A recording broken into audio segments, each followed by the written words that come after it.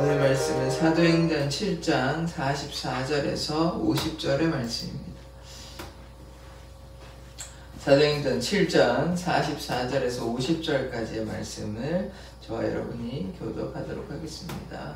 광야에서 우리 조상들에게 증거의 장막이 있었으니 이것은 모세에게 말씀하신 이가 명하사 그가 본 그 양식대로 만들게 하신 것이라.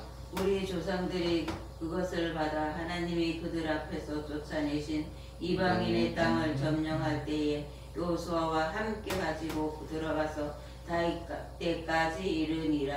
다윗이 하나님 앞에서 은혜를 받아 야곱의 집을 위하여 하나님의 처소를 준비하게 하여 달라고 하더니 솔로몬이 그를 위하여 집을 지었느니라.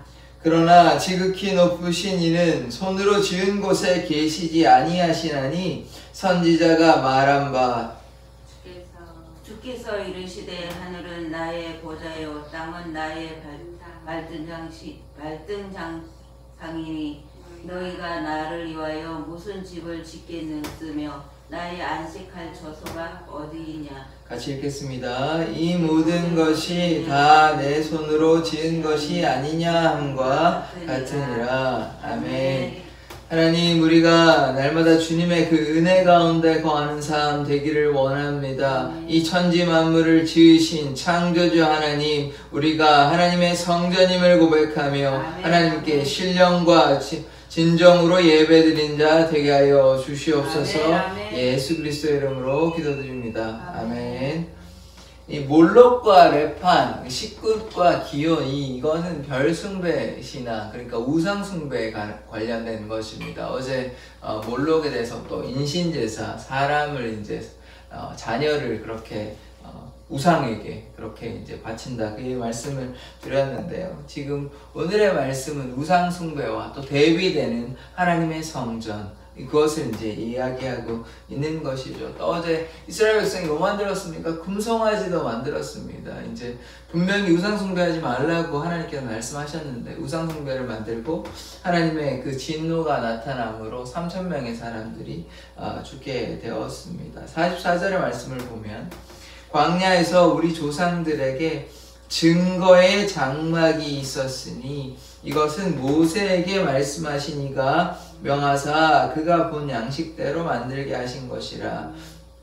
이 광야에서 증거의 장막이라고 말하는 것은 무엇이냐면 이 하나님의 성막, 하나님의 해막, 그 지성소가 있는, 성소와 지성소가 있는 하나님의 성막을 이야기하는 것이고, 하나님께서 모세에게 시내산에서 이렇게 만들어라고 다 알려주셨습니다. 그것을 이제 나중에 이제 만드는 것이죠. 그래서 하나님께서 세세하게 뭐 색깔이 어떻고 뭐 어떻고 이렇게 다 알려주신 대로 만드셨습니다. 그래서 그가 본 양식대로 만든 것이죠. 증거의 장막 안에는 뭐 제사가 드리는 것이 당연히 있는 것이고, 성소와 지성소가 있고, 가장 중요한 지성소에는 무엇이 있냐면 하나님께 주신 십계명, 그 다음에 또 아론의 쌍난지팡이, 이게 무엇이 있냐면 아론에게, 또 모세와 아론에게 그 하나님의 그 권세가, 하나님의 그 리더십이 거기에 있다, 이것을 보여주신 것입니다. 그래서 아론의 지팡이만 싹이 났고요, 다른 지팡이에는 싹이, 12지파의 다른 지팡이는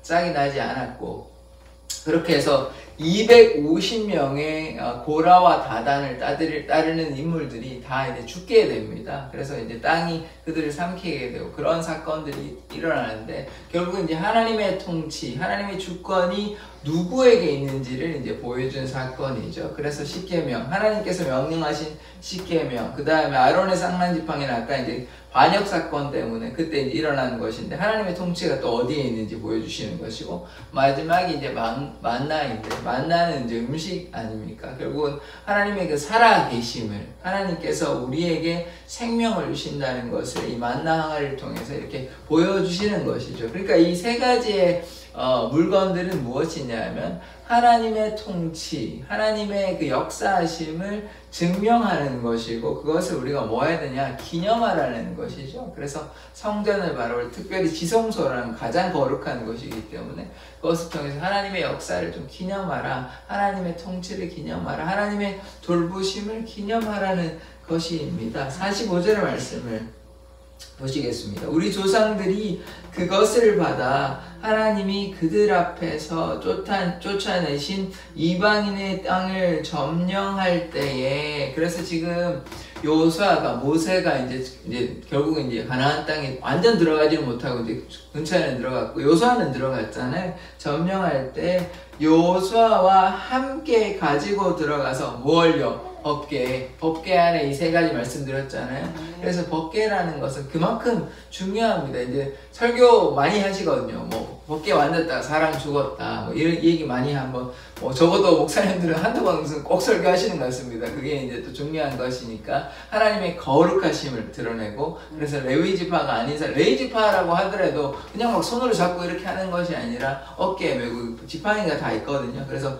그 대가 있어가지고 그걸 어깨로 메고 이렇게 해야 되고, 구별된 사람만 해야 되고, 레위지파, 또 구별된 사람이 레위지파라고 해서 다 하고 되는 건 아니고 이렇게 다 구별했으면 누구는 뭐 이거 하고 누구는 텐트하고 이렇게 다 구별했거든요. 그래서 구별된 사람이 또 그냥 손으로 하는 것이 아니라 또 어깨에 메고 그렇게 돼서 그렇게 이제 구별되었기 때문에 함부로 만지면 죽게 되는 것입니다. 그래서 좀 하나님의 그 전능하심 또 거룩하심을 보여주는 그 사건을 많이 설교를 하시는데, 그걸 우리가 기억해야 하는 것이죠. 그리고 들어가서 어떻게 됐냐, 다윗 때까지 이르니라. 근데 이 성막이 결국은 이제 나중에 성전으로 이제 바뀌게 되는데, 다윗은 피를 너무 많이 흘려가지고 전쟁을 많이 했잖아요. 그래서 사람을 뭐 어쩔 수 없었죠. 그 시대에는 정복을 해야 되니까. 왜냐하면 주위에 적들이 많은데 전쟁을 하지 않으면서 어떻게 우리가 지든가 이기든가 둘 중에 하나를 해야 되죠. 아니면 그냥武力적으로 우리가 조공을 많이 바칠 때니까 좀 봐달라 이렇게 하든지, 그러면 그것도 참 부담되는 거거든요. 그래서 뭘 택해야 되는데 그럴 상황이 아니었고, 또 하나님께서 그에게 이제 명령하시고, 다윗은 항상 전쟁할 때 치러 가도 되겠습니까? 허락하시면 가고 이렇거든요.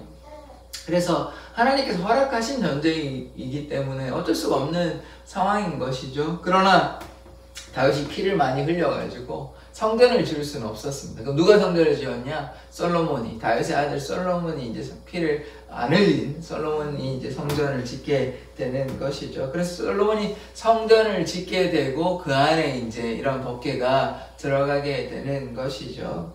48절 한번 보시겠습니다. 그러나 지극히 높으신 이는 손으로 지은 곳에 계시지 아니하시나니. 솔로몬이 이제 성전 봉헌 기도할 때 하나님께서 여기 거하시겠습니까? 전능하신 하나님에 대해 솔로몬이 당연히 시의 왕이니까 알고 있는 것이죠. 그 뒤에 또 이 선지자가 말한 바 요거를 이제 좀 찾아보고자 하는데요.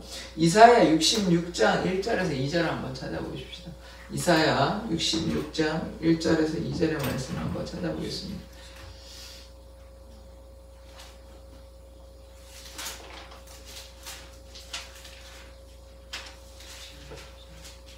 네, 이사야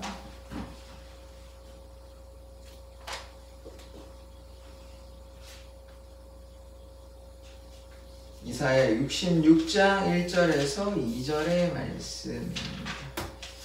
이게 이제 성전에 관련된 말씀이거든요. 그래서 이거를 한번, 이 선지자의 말한 바가 이사야를 가리키는 거거든요. 자, 읽어보겠습니다. 1절에서 2절 시작. 여호와께서 이와 같이 말씀하시되 하늘은 나의 보좌여 땅은 나의 발판이니 너희가 나를 위하여 무슨 집을 지으랴? 내가 안식할 초소가 어디랴? 나 여호와가 말하노라. 내 손이 이 모든 것을 지었으므로 그들이 생겼느니라. 무릇 마음이 가난하고 심령에 통회하며 내 말을 듣고 떠는 자 그 사람은 내가 돌보려니와. 이 보시면, 아멘, 이 말씀을 보시면 이 성전에 대해서 이사야가 뭐라고 얘기합니까? 하늘이 나의 보좌다. 그 다음에 땅이 나의 발등상, 발판인데 내가 나를 위하여 무슨 집을 짓겠느냐. 이 성전에 대해서 이제 하나님께서 이렇게 말씀하시는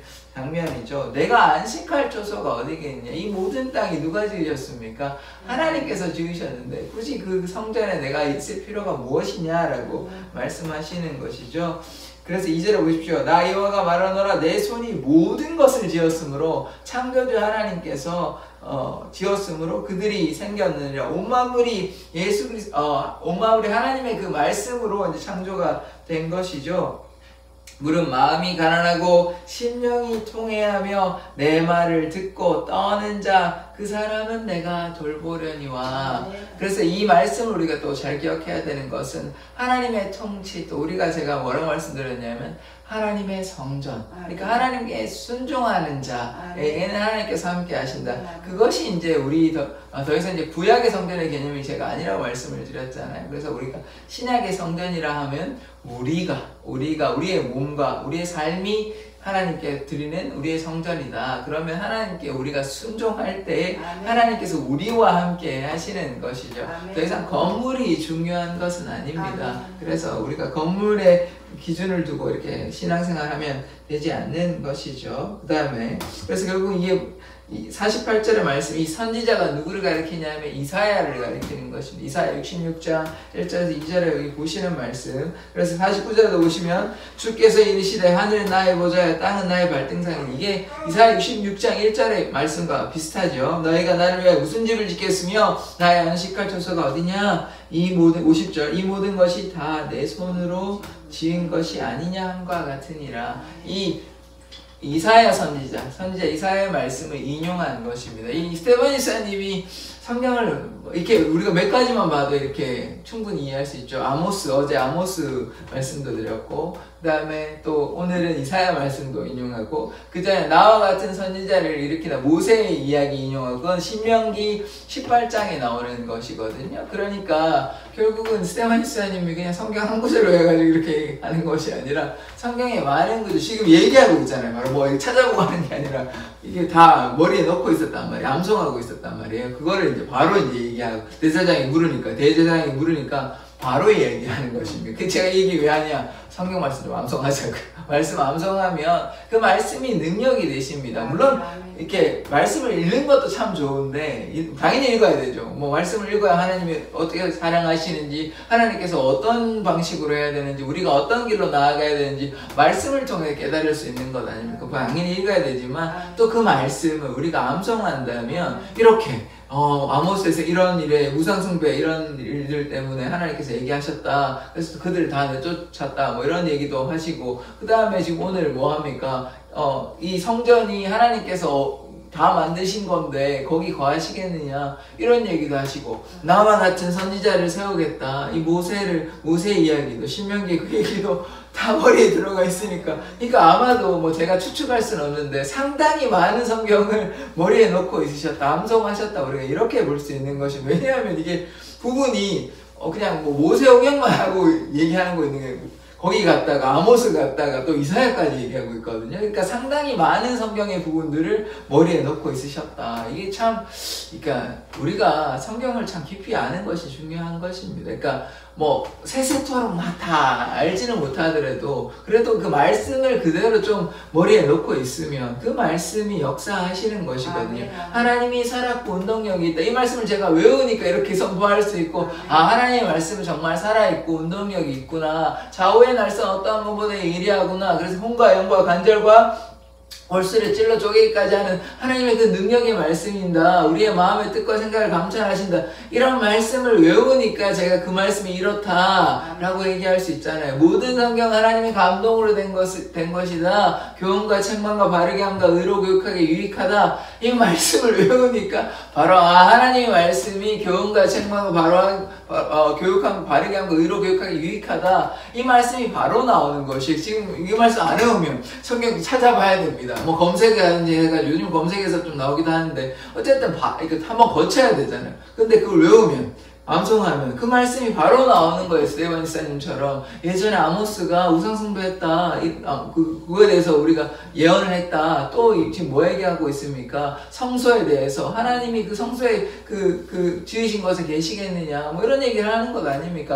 나와 같은 선지자를 세우겠다. 그래서 하나님의 그 능력의 말씀이 많이 있습니다. 그래서 그 말씀을 외우면 기도할 때도 참 유용하고요. 왜냐하면 그 말씀 우리가 기도함으로 암송함을 할 때 하나님의 능력을 우리가 체험할 수 있는 것입니다. 왜냐하면 제가 말씀드렸잖아요. 하나님의 말씀은 살아있으니까 그 말씀을 우리가 암송할 때, 그 말씀을 선포할 때, 우리의 입으로 꺼내서 얘기할 때 하나님의 능력이, 하나님의 역사가 나타나는 것입니다. 그래서 하나님의 말씀을 우리가 좀 더 사랑하였으면 좋겠습니다. 하나님의 말씀은 바르고 정직하며 하나님이 그 하시는 모든 일에 진실하십니다. 그래서 우리가 하나님의 말씀을 좀 주의하러 묵상하는 자. 시편 23편의 그 말씀, 여호와의 율법이 결국 말씀이라는 것 아닙니까? 여호와의 율법을 즐거워하며 그 율법을 주의하러 묵상하는 자 되어야 하는 것입니다. 이것이 지금 무엇입니까? 말씀을 암송함으로 하나님의 말씀이 어떻다는 것을 우리가 깨닫고 있는 것 아닙니까? 또 하나님의 말씀에 대한 것이 많이 있어요. 하나님의 내 입에 꿀보다 더 다니이다, 이런 말씀 있지 않습니까?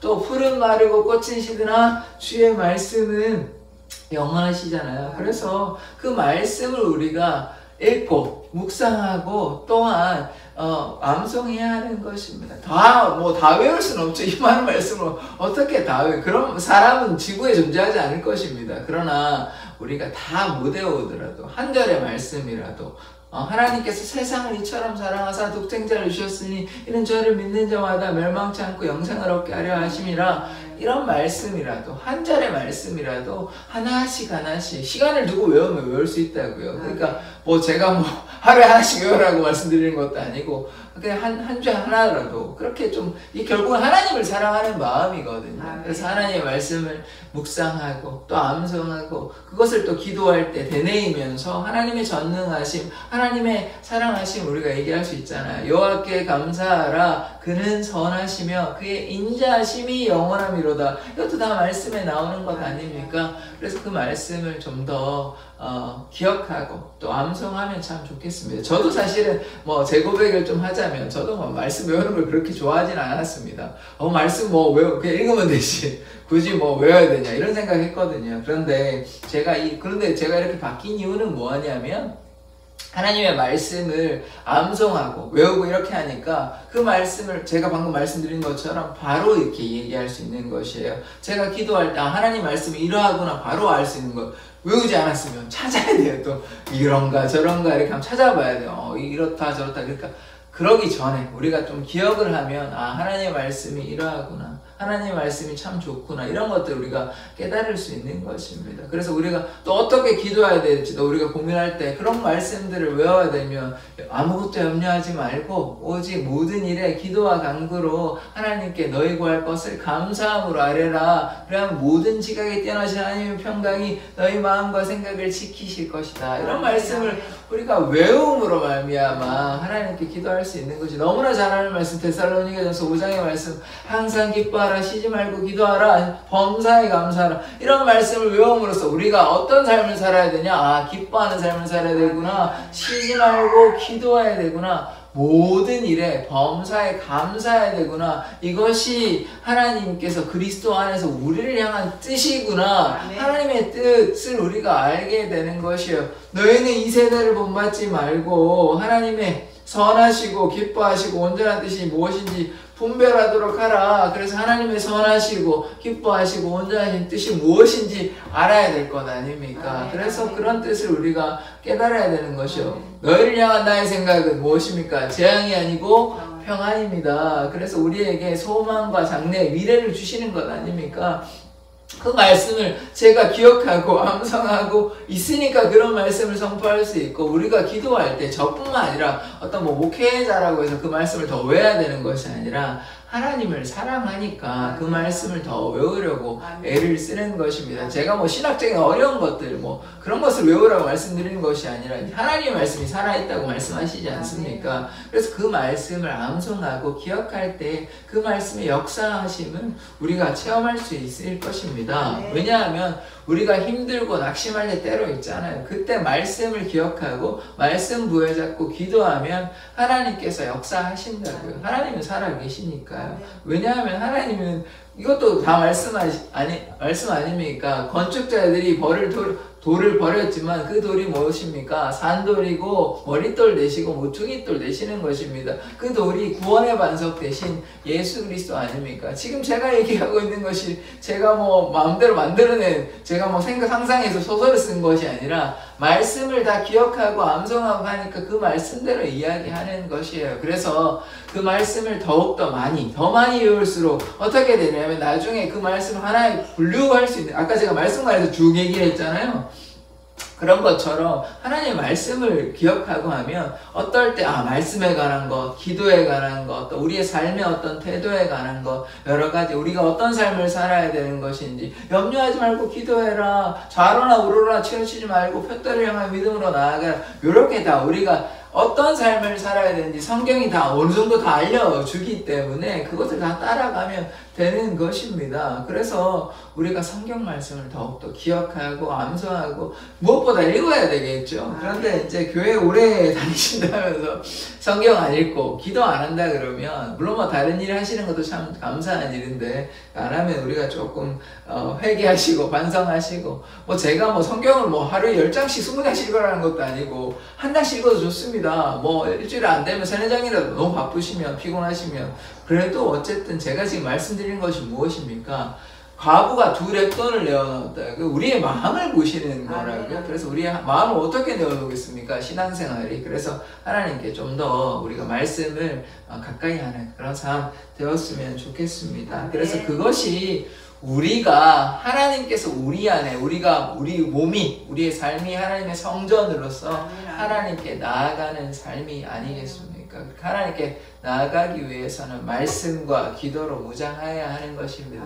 물론 뭐 사람에 따라서 또 뭐 공부하는 것이 어렵고 또 말씀을 가까이 하는 게 너무 피곤한 육체의 노동을 많이 해서 뭐 그렇다면 어느 정도 이해는 하지만 그럼에도 불구하고 좀 더 한 절이라도 또 한 말씀이라도 암송하고 기억하고 이런 것은 어떤 특수한 사람에게만 해당되는 것이 아니라 하나님을 믿는 모든 자가 하나님의 말씀을 가까이 해야 됩니다. 하나님을 어떻게 믿겠습니까? 그냥 하나님 살아계시다 믿어라 이런 것만 끝내겠습니까? 아니죠. 말씀으로 또 기도로 나아가야 하는 것 아닙니까? 기도만 해서도 되지 않습니다. 말씀만 읽어서도 되지 않습니다. 말씀과 기도가 균형 잡혀야 되는 것이죠. 그러기 위해서는 말씀을 읽고 또 기도도 하고 그렇게 했을 때 우리 성전이 어떻게 됩니까? 우리의 몸이 우리의 영혼이 더욱더 하나님께 보시기에 귀하게 되고 그러므로 하나님의 역사가 우리의 삶을 통해 흘러나게 됨을 믿습니다. 기도하겠습니다. 하나님, 우리가 우상 숭배하는 것이 아니라 하나님의 뜻 가운데 거하는 하나님의 귀한 성전 되게 하여 주시옵소서. 우리가 날마다 하나님을 향해 순종의 삶으로 말씀과 기도로 무장한 삶 살아가게 하여 주시옵소서. 감사드리며 예수 그리스도의 이름으로 기도드립니다. 아멘. 주기도문으로 예배를 마치도록 하겠습니다. 하늘에 계신 우리 아버지여, 이름이 거룩히